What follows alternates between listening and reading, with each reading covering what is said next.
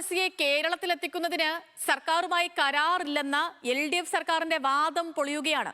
സർക്കാർ ഉൾപ്പെട്ട ത്രികക്ഷി കരാർ ഉണ്ടെന്ന് അർജന്റീനയിലെ ഇന്ത്യൻ അംബാസിഡർക്ക് അയച്ച കത്തിൽ വെളിപ്പെടുത്തലുണ്ട്.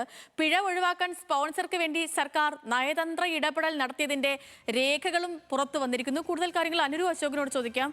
അനുരു, അതായത് സ്പോൺസറെ രക്ഷിക്കാൻ കഴിഞ്ഞ സർക്കാരിന്റെ ഭാഗത്ത് നിന്ന് ഒരു രക്ഷാപ്രവർത്തനം ഉണ്ടായോ? തീർച്ചയായിട്ടും സേതു, അങ്ങനെ തന്നെയാണ് മനസ്സിലാക്കേണ്ടത്. കാരണം ഈ മെസ്സിയെയും അല്ലെങ്കിൽ അർജന്റീനയെ കേരളത്തിൽ കളിക്കാൻ കൊണ്ടുവരുന്നതുമായി ബന്ധപ്പെട്ട് മുൻ കായിക മന്ത്രി അബ്ദുറഹ്മാൻ അടക്കം ആവർത്തിച്ചിരുന്നത് ഈ കാര്യത്തിൽ സർക്കാരിന് യാതൊരു ബാധ്യതയുമില്ല, അല്ലെങ്കിൽ ഇടപെടലില്ല, അല്ലെങ്കിൽ കരാറില്ല. അർജന്റീനിയൻ ഫുട്ബോൾ അസോസിയേഷനും അതുപോലെ തന്നെ സ്പോൺസറുമായിട്ടാണ് ഒരു കരാർ ഉള്ളതെന്നൊക്കെയായിരുന്നു കായിക മന്ത്രി ഇന്നലെ വരെയും പറഞ്ഞുകൊണ്ടിരുന്നത്. എന്നാൽ അതല്ല, സംസ്ഥാന സർക്കാർ കൂടി ഈ പറയുന്ന കരാറിൻ്റെ ഭാഗമായിരുന്നു എന്ന് തെളിയിക്കുന്ന രേഖകളാണ് ഇപ്പോൾ ന്യൂസ് മലയാളം പുറത്തുവിട്ടുകൊണ്ടിരിക്കുന്നത്.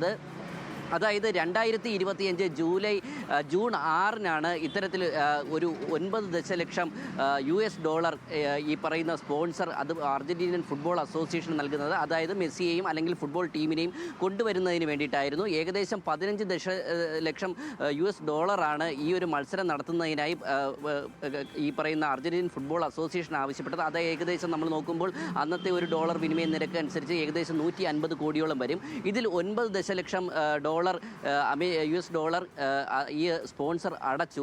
പക്ഷേ പിന്നീട് ഈ കരാർ നിയമലംഘനവുമായി ബന്ധപ്പെട്ട് ഓൾ ഇന്ത്യ ഈ അർജന്റീനിയൻ ഫുട്ബോൾ അസോസിയേഷൻ ഇതിൽ 4 ദശലക്ഷം US ഡോളർ ഫൈനായിട്ട് പിടിച്ചു വെക്കുകയായിരുന്നു. ഈ ഒരു വിഷയത്തിലാണ് ഇപ്പോൾ സംസ്ഥാന സർക്കാർ അടക്കം ഈ വിഷയത്തിൽ നയതന്ത്ര തലത്തിൽ ഇടപെട്ടുകൊണ്ട് അർജന്റീനയിലെ ഇന്ത്യൻ അംബാസിഡർക്ക് ഒരു കത്ത് അയച്ചിരിക്കുന്നത്. അന്നത്തെ കായിക വകുപ്പ് പ്രിൻസിപ്പൽ സെക്രട്ടറിയായ മുഹമ്മദ് ഹനീഷാണ് ആ ഒരു കത്ത് തയ്യാറാക്കിയിരിക്കുന്നത്. അതിൽ പ്രധാനമായും പറയുന്നത് അർജന്റീനയും കേരളവും തമ്മിലുള്ള ഒരു ഇടപെടൽ സഹകരണം മെച്ചപ്പെടുത്തുന്നതിന് വേണ്ടിയിട്ടാണ് ഈ ഒരു മാച്ച് നമ്മളിവിടെ ആലോചിക്കുന്നത്. അതുപോലെ തന്നെ ഈ ഒരു ഫുട്ബോൾ മത്സരം ഇവിടെ കൊണ്ടുവരുന്നതോടുകൂടി രാജ്യത്തെ യുവാക്കൾക്കിടയിലടക്കം ഒരു ഫുട്ബോളിന് ഒരു മാറ്റമുണ്ടാകുമെന്നടക്കം ആ കത്തിൽ ചൂണ്ടിക്കാണിക്കുന്നു. സ്വാഭാവികമായും ഇത് സർക്കാർ പദ്ധതി എന്നുള്ള നിലയിലാണ് നയതന്ത്ര പ്രതിനിധിയോട് ഈ കത്തിൽ കാര്യങ്ങൾ വിശദീകരിക്കുന്നത്. നമുക്ക് മനസ്സിലാക്കാൻ കഴിയും, സ്പോൺസർ അടക്കം പറയുന്നത് ഏകദേശം 126 കോടി ഈ അർജന്റീനിയൻ ഫുട്ബോൾ അസോസിയേഷന് നൽകിയിരിക്കുന്നത് അവരുടെ മാത്രം ബാധ്യതയിലല്ല, സംസ്ഥാന സർക്കാരിൻ്റെ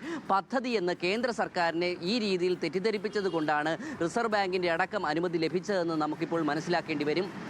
ഈ കത്തിലാണ് ഒരു ത്രികക്ഷി കരാർ ഈ രീതിയിലുണ്ട്. അതായത് അർജന്റീനിയൻ ഫുട്ബോൾ അസോസിയേഷനും കേരള സർക്കാരും അതുപോലെ തന്നെ സ്പോൺസറുമായിട്ട് ഒരു ത്രികക്ഷി കരാറുണ്ടെന്ന് ഈ ലെറ്ററിൽ ചൂണ്ടിക്കാണിക്കുന്നുണ്ട്. അതുകൊണ്ട് തന്നെ ഇത്തരത്തിൽ 4 ദശലക്ഷം US ഡോളർ പിടിച്ചു വെക്കുന്നത് സംസ്ഥാന സർക്കാരിനെ സംബന്ധിച്ച് വലിയ ക്ഷീണമാകുമെന്നും ആ കാര്യത്തിൽ അടിയന്തര ഇടപെടൽ ഇന്ത്യൻ അംബാസിഡറിൻ്റെ ഭാഗത്തു നിന്ന് ഉണ്ടാകണമെന്നും ചൂണ്ടിക്കാണിച്ചാണ് ഈ കത്ത് നൽകിയിരിക്കുന്നത്.